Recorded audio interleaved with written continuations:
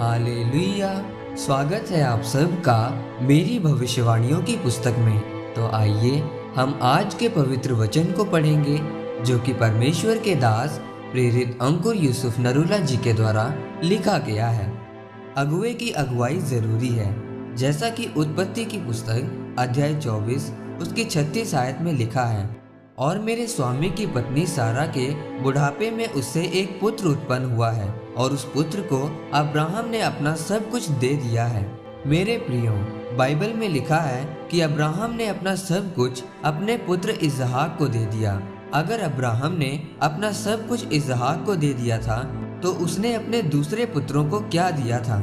जो आत्मिक संपत्ति है, जो मसीह और अनुग्रह है, वो ताकतवर है। अब्राहम के ऊपर परमेश्वर का एक मसीह था।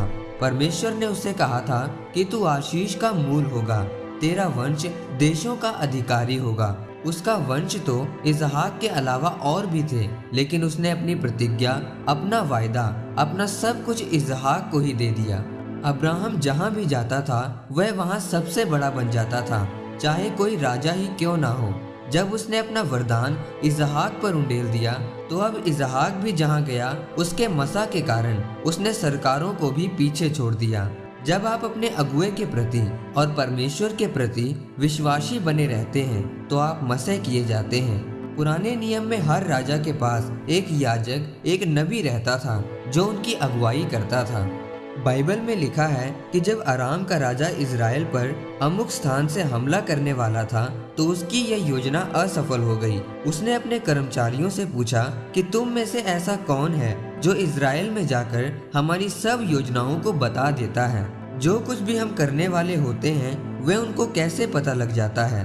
तब उसके एक कर्मचारी ने कहा कि हे राजा, इजराइल में एक भविष्यद्वक्ता एलीशा रहता है और जो कुछ तू अपने सोने वाली कोठरी में भी बोलता है वह नबी उन बातों को इजराइल के राजा को बता देता है।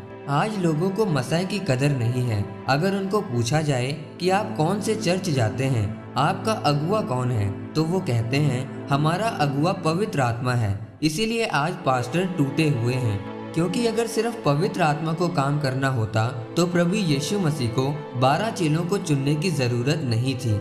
इसीलिए मेरे प्रियो, आपको आशीषित होने के लिए, सामर्थ्य पाने के लिए आत्मिक पिता की जरूरत होती है, जिसके मसीह के साथ आप ऊंचे किए जाते हैं। आप अपनी मंजिल पर पहुंचने पाते हैं और आपके घरों में उद्धार आता है। आमीन। आइए परमेश्वर के दास के द्वारा लिखे गए इस अंगीकार को आप मेरे साथ एक मन होकर करें।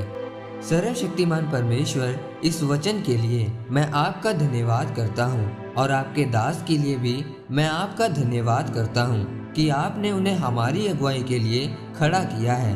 परमेश्वर, मैं अंगीकार करता हूँ कि मैं हमेशा अपने आत्मिक पिता की अगुवाई में चलूँगा, प्रभु यीशु मसीह के सामर्थ्य नाम में। आमीन। परमेश्वर आप सबको आज के वचन के ऊपर मनन करने के द्वारा आशीषित करे। आमीन।